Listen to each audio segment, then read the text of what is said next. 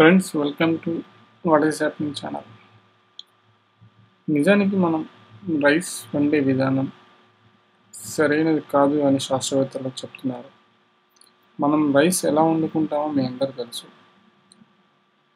ఉదాహరణకి ఒక glass rice తీసుకుంటే దానికి 1.5 గ్లాస్ వాటర్ పోసి అది కంప్లీట్ ఉడికే వరకు స్టవ్ పైన పెట్టి ఉంచుతాము. దాన్ని తీసి తింటాం. ఇలా చేయడం వల్ల మన ఆరోగ్యానికి మంచిది కాదు అని శాస్త్రవేత్తలు చెప్తున్నారు. ఇలా తినడం వల్ల మనకి డయాబెటిక్స్, క్యాన్సర్ మరియు హార్ట్ సంబంధించిన డిసీజ్ వచ్చే అవకాశాలు ఉన్నాయని వాళ్ళు చెప్తున్నారు.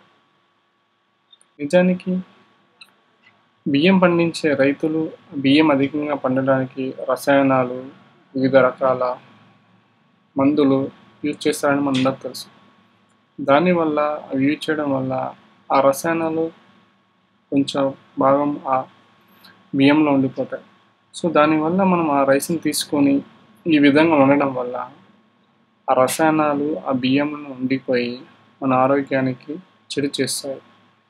సో ఇలా కాకుండా వేరే విధంగా వండితే మనకు ఎలాంటి లాభం కలుగుతుందని శాస్త్రవేత్తలు ప్రయోగాలు చేసి ఒక 3 పద్ధతుల్లో వాళ్ళు ప్రయోగాలు చేసి మనకు చూపించారు. ఆండీ మహార్గ్ అనే ప్రొఫెసర్ రైస్ను 3 విధాలుగా వండి ఏ పద్ధతి సరైనదో తన ప్రయోగపూర్వకంగా వివరించాడు.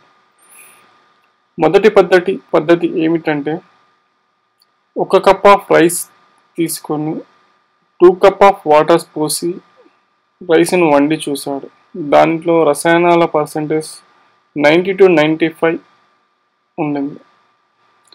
రెండవ పద్ధతిలో తను ఎలా వండాడంటే 1 కప్ ఆఫ్ రైస్లో 5 కప్ ఆఫ్ వాటర్స్ పోసి వండి మిగిలిన వాటర్ని వంచేసి ఆ రైస్ పైన తను ప్రయోగం చేసి చూస్తే దాంట్లో ఒక 50% ఆఫ్ రసాయనాలు అలానే ఉండిపోయాయి.